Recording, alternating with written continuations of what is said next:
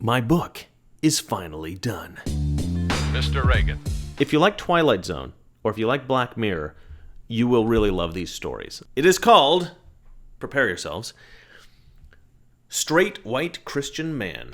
That is not a joke, that is really the name of the book. To me, these are the four categories that seem to be the most demonized in our society currently today, and I embody all of them, right? But it's such a controversial thing, right? To be straight or white or Christian or a man in America. It's crazy, it shouldn't be, right? So the title's kind of a lighthearted rebellion against the demonization of those characteristics in our modern society. They are also an accurate description of the author. Again, this book is a book of short stories. It's fiction. So if you're expecting to read a book about my political ideas, you're not going to get that. There are some nuances of my beliefs and my ideas within the book, within the stories. One thing that's a little bit curious about this book, I had so many stories, I couldn't fit them all into one volume, so I made them 2 volumes. But it makes it digestible. You can pick up either the first book, the second book, both books obviously would be ideal. In my writing, I like to explore ideas that I have never seen before in any other work of fiction, right? So I try to come up with these original, interesting premises, these circumstances that I put my characters in. And then I always like to have what I refer to as a satisfying ending. Now that doesn't always mean it's going to be a twist ending, but usually it does. It means an ending that the audience doesn't necessarily expect, but fits completely with the logical parameters I've set up for the story. I want everybody to read this, right? I mean, even if you're not a big reader, just go ahead and download it, read read the shortest chapter in it. I think the shortest chapter is like 4 pages, right? So why do I think the book is valuable specifically for conservative readers? I think with regard to the arts, especially media, fiction, books, TV, movies, stuff like that, it's incredibly rare to have a conservative writer. It's incredibly rare. And to be able to read a book and know that a Christian conservative wrote this book, right? You're not going to be having to filter out whatever leftist message the book's trying to brainwash you with. You know what I mean? Like, it's really tragic that conservatives can't do that. They can't pick up just any book and say, okay, well, I know that I'm not going to have to filter out the leftist dogma here. I think that the stories in this book and the messages within those stories can inspire as many thoughtful and rich conversations as can any political discussion. I think the exploration of a fictional idea can be just as powerful, if not more powerful,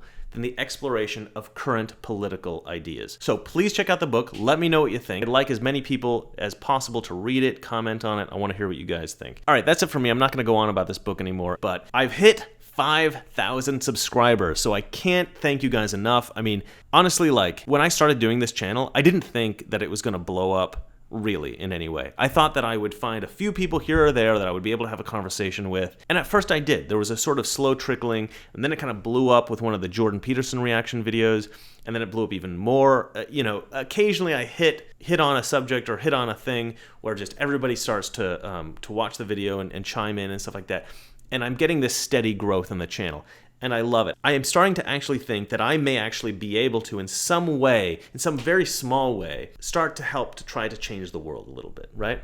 And how am I doing that? I mean, just talking to people about political issues in a way that's rational and sensible, and can convince people that, look, people on the right aren't evil. They're not racist. They're not bigots. They're just trying to make the world a better place.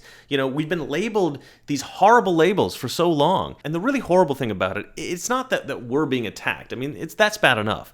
The really bad thing is that people are so convinced that the right is bigoted and evil that they don't even think about right-wing ideas. And that's the real tragedy. Because if people aren't listening, they're not considering new ideas and right-wing ideas and not having discussions about these sorts of things, they can never really learn. They can never really develop their political understanding, right? But I think that's all starting to change because of people like Jordan Peterson, because of people like Ben Shapiro, because of people like Dave Rubin, Milo Yiannopoulos. I mean, even Donald Trump is really waking people up. It's this beautiful awakening of people, and they're realizing the right isn't so horrible. And I just wanted to be a little bit of a part of that. And I'm finding that I'm more effective at it than I thought I might be. And I'm just like thrilled that I can reach people and I can talk to people and they actually like what I have to say. I mean, honestly, I cannot explain to people how wonderful it is to when people comment and they say, like, actually, you've clarified ideas for me. I mean, honestly, that's like my favorite thing to do. So I am so thankful. I'm so thankful to all my subscribers. 5,000 is a big number for me. I know it's relatively small, compared to a lot of these guys. But 5,000 to me, that's a huge milestone. So thank you. Thank everybody. And go get the book. Hit the link down in the description. At the end of the video, there'll be a link as well. Hit that link, get my book, and thank you. Thank you so much. Have a good night. The trouble with our liberal friends is not that they're ignorant. It's just that they know so much that isn't so. Now, President, in talking about the continuing recession tonight, you have blamed mistakes of the past, and you have blamed the Congress. Does any of the blame belong to you? yes, because for many years I was a Democrat.